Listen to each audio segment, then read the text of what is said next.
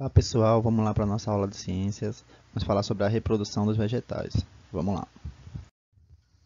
A reprodução dos vegetais. Os vegetais, assim como outros seres vivos, podem se reproduzir de forma assexuada e sexuada. Na forma sexuada, é necessário que os gametas masculinos e femininos se encontrem para que haja a fecundação. Os vegetais que possuem sementes e flores são os que se reproduzem dessa forma.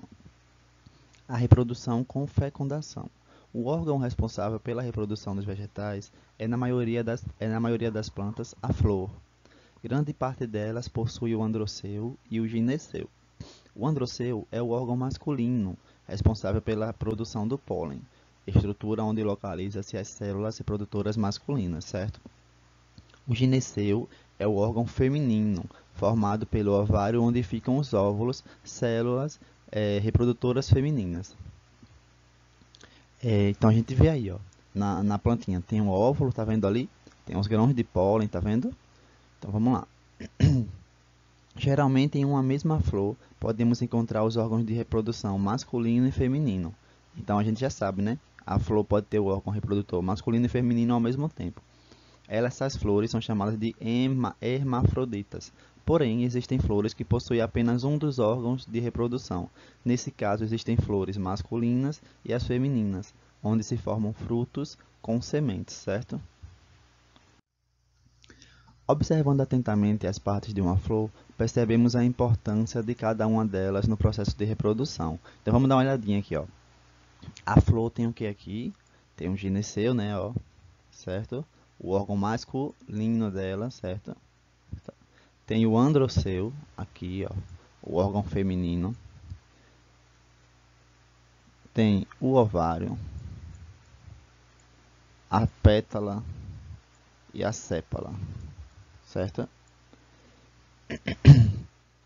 As flores são formadas basicamente por quatro partes. Cálice, que é a estrutura constituída por sépalas, tipo de folhas que oferecem proteção à flor antes que ela desabrochem. Corola é formada de folhas denominadas de pétalas, que variam em cor, tamanho e textura de uma espécie de planta para outra. Gineceu corresponde à parte feminina da flor. Nela encontramos os ovários que armazenam os óvulos. Androceu é a parte masculina da flor.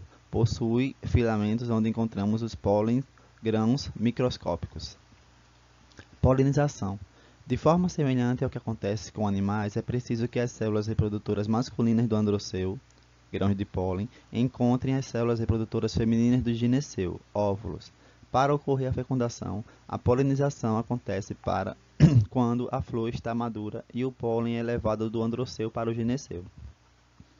Em muitas espécies, o pólen precisa ser transportado de uma flor para outra por um agente polinizador, que pode ser o vento, pode ser a água, pode ser um pássaro ou inseto, certo? Esses animais alimentam-se de um líquido geralmente açucarado produzido pelas flores, chamados néctar. Então o que acontece, pessoal? A flor produz esse néctar, aí o animalzinho vai lá e vai comer o néctar, né? Aí acontece o quê? O pólen, ó, gruda no animalzinho, aí ele vai em outra flor. Aí quando ele vai tomar o néctar da outra flor, acontece o quê? O pólen que estava nele grudado já no rosto dele vai para outra florzinha e acontece a reprodução delas. Entendeu? É assim que ele está explicando aqui. Como visto na imagem acima, ao pousar na flor, os grãos de pólen podem ficar grudados no corpo do morcego. E quando esse animal visitar outras flores, algum desses grãos podem passar do seu corpo para elas, ocorrendo assim a polinização. As cores chamativas e os odores fortes das flores atraem insetos e outros animais, que realizam uma importante tarefa, colaborar no transporte dos grãos de pólen, certo? O que acontece após a fecundação do pólen? Depois da fecundação, a flor passa por várias mudanças em sua estrutura. As pétalas e sépalas do androceu murcham e caem, ficando apenas o gineceu. Os ovários que se desenvolvem formam um fruto, e os óvulos fecundados se transformam em sementes. Aí tem um esqueminha aí, tá vendo? A abelhinha levou o pólen, ela começa a murchar, ó, daqui a pouco tá um fruto, certo? Germinação é a transformação da semente que vai dar origem ao novo vegetal da mesma espécie, além de um bom solo e da água. E as sementes precisam de luz para germinar. No começo, o embrião se alimenta de uma reserva de nutrientes da própria semente Só depois começa a desenvolver a raiz e o caule. É capaz de produzir o seu alimento e crescer, certo? As sementes possuem as seguintes estruturas: camada protetora, embrião em seu interior e uma reserva de nutrientes. Quando ela cai em um local que lhe oferece condições próprias, com umidade, temperatura, um solo bom, acaba absorvendo a água e aumentando de tamanho, o que faz com que sua camada protetora seja rompida e o embrião comece a se desenvolver. Então vamos lá para uma curiosidade. Ó. O vento, em alguns casos, pode espalhar sementes leves para o ambiente e os animais que se alimentam de frutos, ao ingeri-los, eliminam as sementes junto com suas fezes. Esse mecanismo chama-se dispersão de sementes. Ajuda a plantar várias árvores, certo? Então é mais uma maneira da planta estar se reproduzindo, né? Na verdade, de não se reproduzindo, está se multiplicando, né? Que aí os animais comem lá, aí a sementinha sai nas fezes dos animais. Entendeu? A fezes já é um tipo de adubo e a plantinha vai, ok, nasce em outro lugar, certo?